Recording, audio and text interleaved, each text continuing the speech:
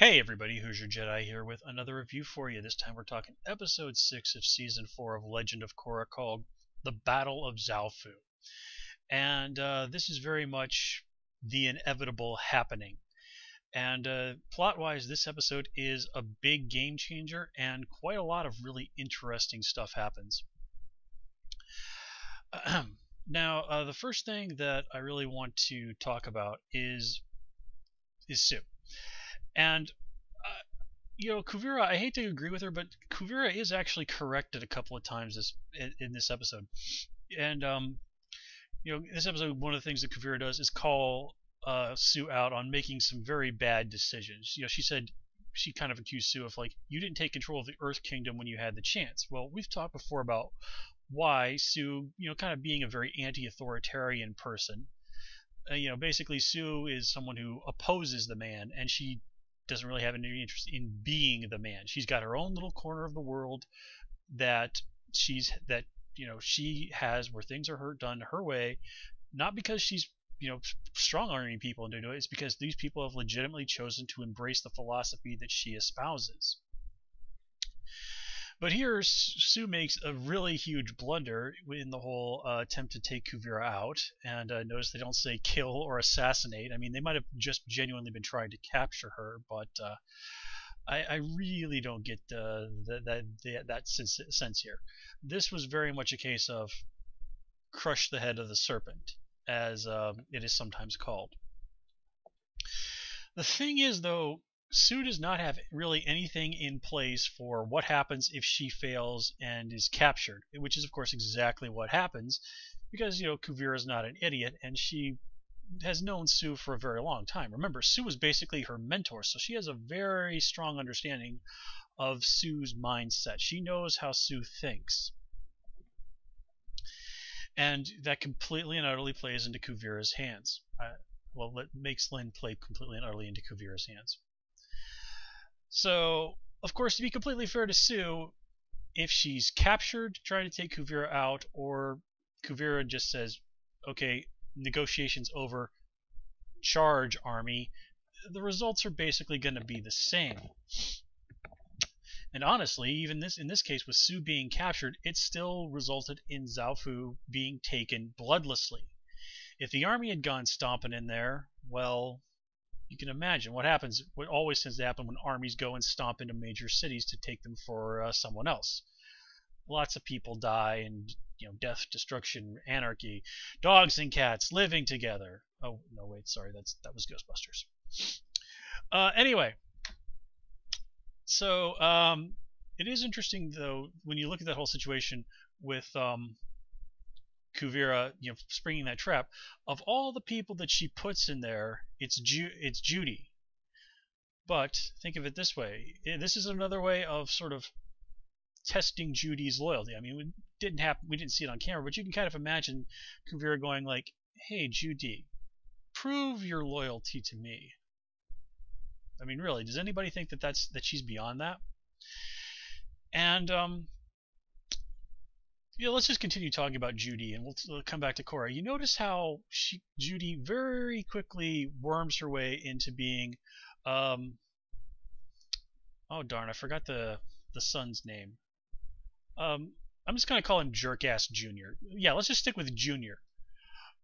So she very quickly, when the opportunity presents itself, worms her way into being Junior's assistant.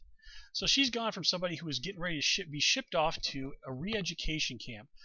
And in the span of about a day, she's the right-hand woman to Kuvira's fiance. Man, this tells me that Judy is... There's more than what's going on with her. There's more to Judy than what seems. I think it would be really interesting if she turned out to perhaps be a White Lotus agent or something like that. Somebody whose job it was just to sort of keep an eye on an obvious player in the political and financial scheme of things like Varric is. Or it could just be that, Varric, evil genius that he is playing the long con, as it is often called. And that whole thing with Judy betraying him might really have just been part of his scheme to make sure that this whole spirit energy thing was wiped out once and for all. that whole thing of him pretend like the previous episode where they got arrested. That might have been like, okay, I will raise my objections, and if Kuvira doesn't go along with this, then we go to the scorched earth plan.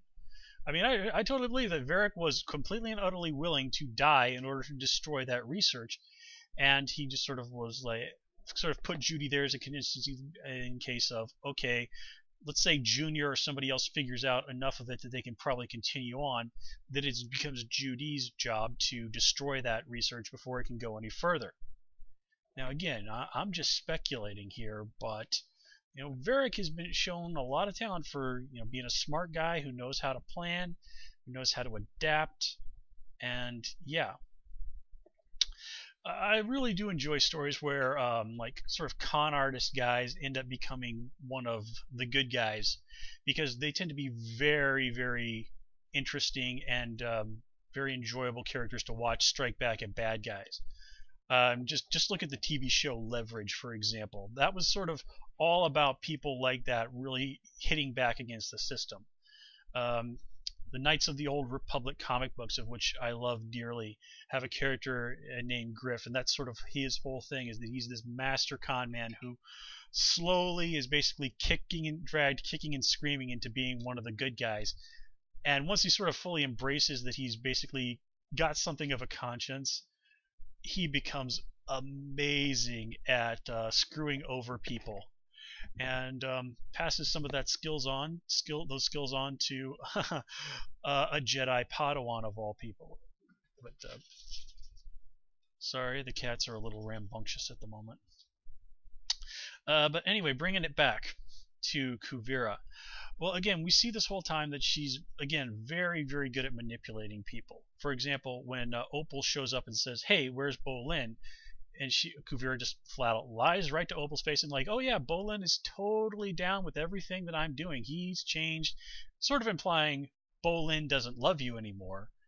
And basically just taking this as an opportunity to screw psychologically with somebody in the enemy camp. I mean, it doesn't cost Kuvira anything to lie at that point.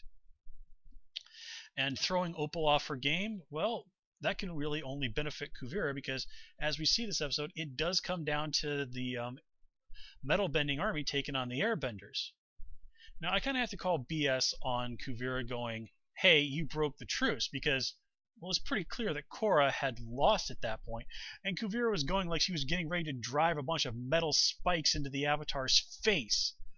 I don't remember them saying this is a fight to the death. So, yeah. Now, going back to that scene, if you were like me, you were probably going like, "Ah, come on, Korra, you're better than this." And then I was like that for about half the fight, then I realized, like, oh yeah, Korra's, until 6 months ago, was still undergoing basically outpatient recovery. Spent a good part of that last 6 months just sort of wandering around the Earth Kingdom, getting her butt kicked everywhere she went. It's literally been like a couple of days since she was really back at anything approaching 100%. Of course she's going to be really rusty. Well, actually thinking back on it, she did show that she did have some of her skills back before she went off on her training in the Earth Kingdom, or wandering the Earth Kingdom or whatever. But again, it showed that even though she had kind of gotten a bit of her groove back, she still wasn't there. And oh man, I about crapped myself when like she saw her avatar, her own face on Kuvira's body for a moment. So this kind of says to me that maybe her psychological issues are not completely gone away, or it could be maybe this is actually an example of maybe perhaps the avatar state, something going on with that. I'm really hoping it's going to lead to, before the end of the episode, the series, Korra being able to once again reconnect with the past avatars. I think it would be kind of a really downer note for the series to end on if that didn't happen. And then she's actually going to need the wisdom of the past avatars and all of that to help her deal with this situation. I have to imagine that if she could have, Korra probably would have really liked to have been able to talk to, for example, Avatar Kyoshi. Avatar Kyoshi being the one that stopped the Earth Kingdom bad guy Chin the Conqueror. Then again, maybe that wasn't the best idea, because one of the Avatar Kyoshi's problems was that she was a very, very heavy-handed person. Actually, not unlike Kuvira. But then again, the whole point of what's going on with the difference with the. Hold on. All right, let's try that again. The whole thing that between Korra and Kuvira is that Kuvira, as the main bad of the season, is this time around meant to be a reflection of Korra herself. You can really see that if Korra hadn't been the Avatar, it really would have been believable that she could have shaped up to be a very talented but dissolute person who, if they became sufficiently disillusioned with the world, could go out and start walking a very dark path. So let's see. Anything else? No. Although I do have to take a moment to go back to the Varric and the train scene. That was just awesome stuff. That was just pure gold. And Batar, yes, Batar Jr. I finally remembered his name. The whole idea of like, dude, do you not get that he's dicking with you? That he's like turning that thing into a weapon that he can use right against you? I mean, science was never my best subject in school, but even I understood enough of what Varric was talking about to realize, like, he is getting ready to hose all of you. And let's see, anything else? Well, I kind of have to wonder though, if what exactly are going to be the big implications of the Airbenders attacking Kuvira and her army, because that could possibly be intended as a declaration of hostility, or possibly even all-out war from the Air Nation, or possibly even just flat-out Republic City. I mean, Tenzin's a big shot there. He's the leader. He is unquestionably the leader of the Air Nation. So there's definitely going to be some very serious consequences there. And then we have to ask ourselves as well, what is Kuvira going to do next? Well, she succeeded in reuniting the Earth Kingdom. But remember what Queen Opal said. Republic City is built on land that is considered traditionally part of the Earth Kingdom. So I have a feeling next stop, Republic City for Kuvira's armies. I mean, you look at this whole situation, it's actually not unlike what's currently going on in the Ukraine, or at least it has the potential to play out that way. And yeah, the good guys are definitely going to need to regroup, because things are not going well. But the great thing about Avatar is that it's very good about knocking the heroes down to a low point, only to have them rise once again to take the bad guys out against seemingly impossible odds. And that's one of the reasons we love this show. And I do have to give some serious points out to the Milo this episode. He does a really nice job of bringing in a little humor into what's otherwise a very, very serious episode. Him, Jinora, and Juan. I think that's sort of the emo artist son of Lin. So, I do like that this episode did use them and some of the stuff that Varric did, and, of course, Bolin, to make sure things didn't get too horribly heavy. And anyway, guys, that is going to do it for this review. As always, please comment, rate, and subscribe. And, of course, you can follow me on Twitter at Who's Your Jedi. Until next time, take care and have a good one.